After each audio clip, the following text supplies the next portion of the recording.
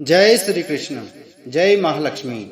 नमस्कार दोस्तों, स्वागत है आप सभी का हमारे चैनल भक्ति ज्ञान में। दोस्तों, आज मैं आपको श्री महालक्ष्मी व्रत की कथा सुना रहा हूँ।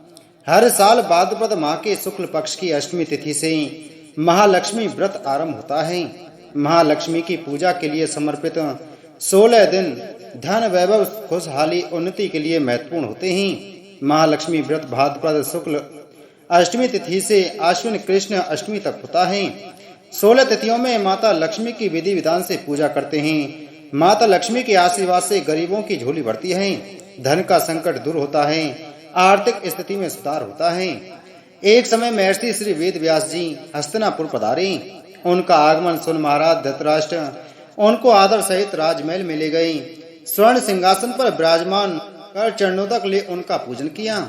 श्री व्यास जी से माता कुंती तथा गांधारी ने हाथ जोड़कर प्रश्न किया, हे महामुने, आप त्रिकालदर्शी हैं, अतः आपसे हमारी प्रार्थना है कि आप हमको कोई ऐसा सरल व्रत तथा पूजन बताएं जिससे हमारा राज लक्ष्मी सुख संपत्ति पुत्र पौत्र आदि व परिवार सुखी रहे। इतना सुन श्री वेद व्यास जी कहने लगे, हम एक ऐसे व्रत का पूजन तथा वर्णन कहते हैं जिससे सदा श्री लक्ष्मी जी का निवास होकर सुख समृद्धि की वृद्धि होती है। यह श्री महालक्ष्मी जी का व्रत है जिसे प्रतिवर्ष आश्विन कृष्ण अष्टमी को विधिवत किया जाता है। हे महामुने, इस व्रत की विधि हमें विस्तार पूर्वक बताने की कृपा करें। तब व्यास जी बोले, हे देवी, यह व्रत भाद्रपद शुक्ल अष्टमी से प्रारंभ किया जाता है। इस दिन स्नान करके 16 सूत के धागों का डोरा बनाएं, उसमें 16 गांठ लगाएं, हल्दी से पीला करें। प्रतिदिन 16 दूब व 16 गेहूं डोरे को चढ़ाएं। आश्विन क्वार कृष्ण अष्टमी के दिन उपवास रखकर मिट्टी के हाथी पर श्री महालक्ष्मी जी की प्रतिमा स्थापित कर विधि पूर्वक पूजन करें। इस प्रकार श्रद्धा भक्ति सहित महालक्ष्मी जी का व्रत पूजन करने से आप लोगों की राज लक्ष्मी में सदा अभिवृद्धि होती रहेगी।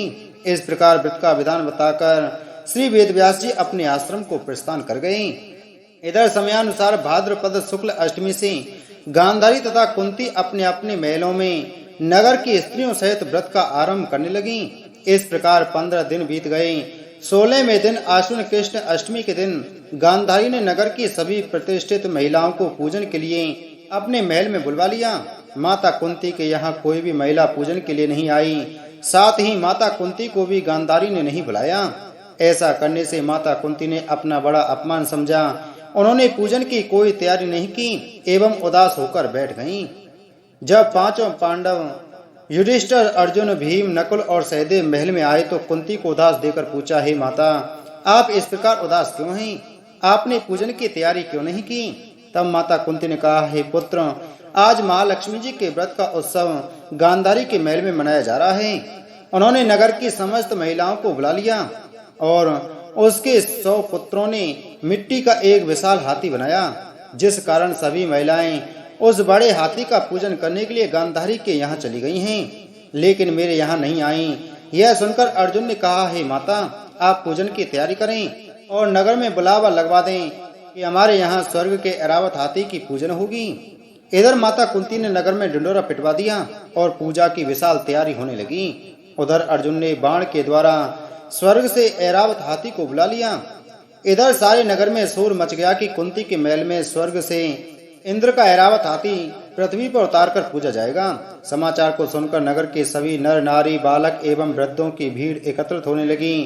उधर गांधारी के महल में हलचल मच गई। वहां एकत्रित हुई सभी महिलाएं अपनी अपनी थालियां लेकर कुंती के महल की ओर जाने लगी। देखते ही देखते कुंती का सारा महल ठसाठस भर गया। माता कुंती ने ऐरावत को खड़ा करने हेतु अनेक रंगों के चौके पुरवाकर नवीन रेशमी वस्त्र बिछवा दिए। नगरवासी स्वागत की तैयारी में फूल माला अबीर गुलाल केसर हाथों में लिए पंक्ति वृद्ध खड़े थे। जब स्वर्ग से ऐरावत हाथी पृथ्वी पर उतरने लगा तो उसके आभूषणों की ध्वनि गूंजने लगी। ऐरावत के दर्शन होते ही जय जयकार के नारे लगने लगे। सायंकाल के समय इंद्र का भेजा हुआ हाथी ऐरावत माता कुंती के भवन में उतर आया। तब सब नर नारियों ने पुष्प माला अबीर गुलाल केसर आदि सुगंधित पदार्थ चढ़ाकर उसका स्वागत किया। राज पुरोहित द्वारा ऐरावत पर महालक्ष्मी जी की मूर्ति स्थापित करके वेद मंत्रोच्चारण द्वारा पूजन किया गया। नगरवासियों ने भी महालक्ष्मी पूजन किया। फिर अनेक प्रकार के पकवान लेकर ऐरावत को खिलाए और यमुना का जल उसे पिलाया गया। राज पुरोहित द्वारा स्वस्ति वाचन करके महिलाओं द्वारा महालक्ष्मी का पूजन कराया गया। 16 गांठों वाला डोरा लक्ष्मी जी को चढ़ाकर अपने अपने हाथों में बांध लिया।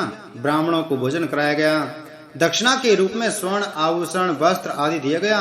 तत्पश्चात महिलाओं ने मिलकर मधुर संगीत लहरियों के साथ भजन कीर्तन कर संपूर्ण रात्रि महालक्ष्मी व्रत का जागरण किया। दूसरे दिन प्रातः राज पुरोहित द्वारा वेद मंत्रोच्चारण के साथ जलाशय में महालक्ष्मी जी की मूर्ति का विसर्जन किया गया। फिर ऐरावत को विदा कर इंद्रलोक भेज दिया गया। इस प्रकार जो स्त्रियां भी श्री महालक्ष्मी जी का विधि पूर्वक व्रत एवं पूजन करती हैं, उनके घर धन धान्य से पूर्ण रहते हैं तथा उनके घर में माँ लक्ष्मी जी सदा निवास करती हैं। इस हेतु माँ लक्ष्मी जी की यह स्तुति अवश्य बोलें। महालक्ष्मी नमस्तुभ्यम नमस्तुभ्यम सुरेश्वरी हरिप्रिये नमस्तुभ्यम नमस्तुभ्यम दयानिधि। बोलो लक्ष्मी माता की जय। पुराने समय की बात है, एक गांव में एक गरीब ब्राह्मण रहता था। वह नियमित रूप से श्री विष्णु का पूजन करता था। उसकी भक्ति से प्रसन्न होकर भगवान विष्णु ने उसे दर्शन दिए और अपनी मनोकामना मांगने को कहा। ब्राह्मण ने लक्ष्मी जी का निवास अपने घर में हो ऐसी इच्छा जाहिर की। यह सुनकर विष्णु जी ने लक्ष्मी जी की प्राप्ति का सरल मार्ग ब्राह्मण को बता दिया।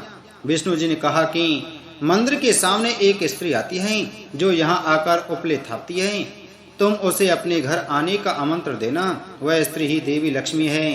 देवी लक्ष्मी जी के तुम्हारे घर आने के बाद तुम्हारा घर धन और धान्य से भर जाएगा। यह कहकर विष्णु जी चले गए। अगले दिन सुबह 4 बजे ही ब्राह्मण मंदिर के सामने बैठ गया।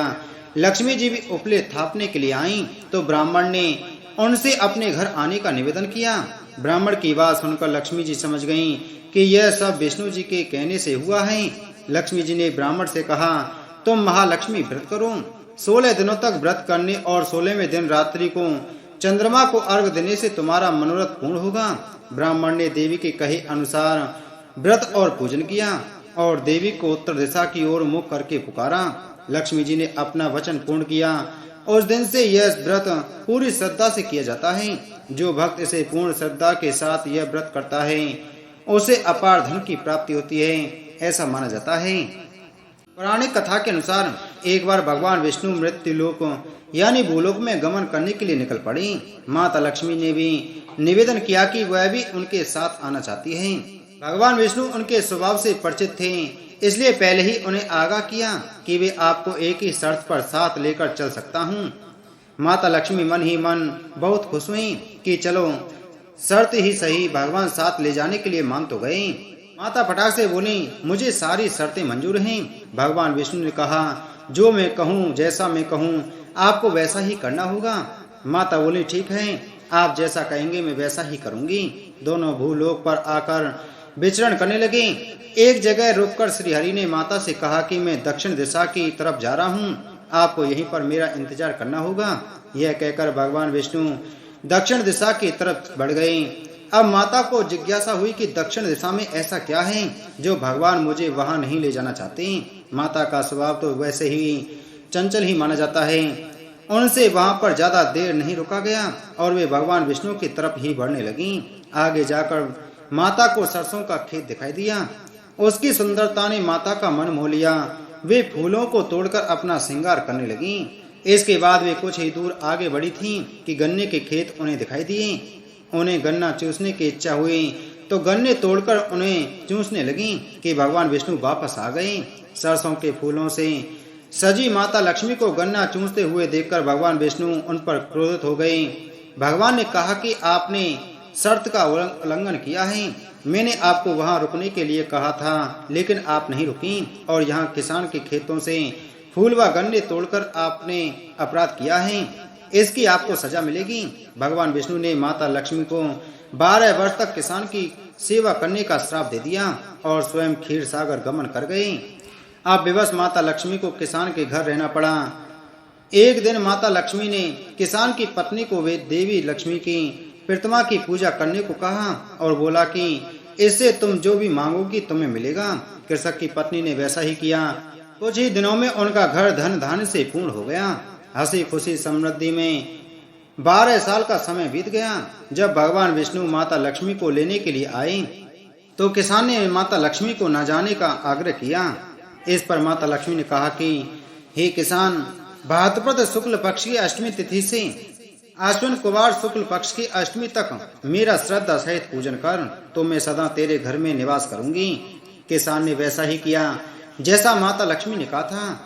उसके बाद किसान की मनोकामना माता लक्ष्मी जी ने पूरी कर दी और उसके घर में निवास करने लगी। बोलो माता लक्ष्मी की जय।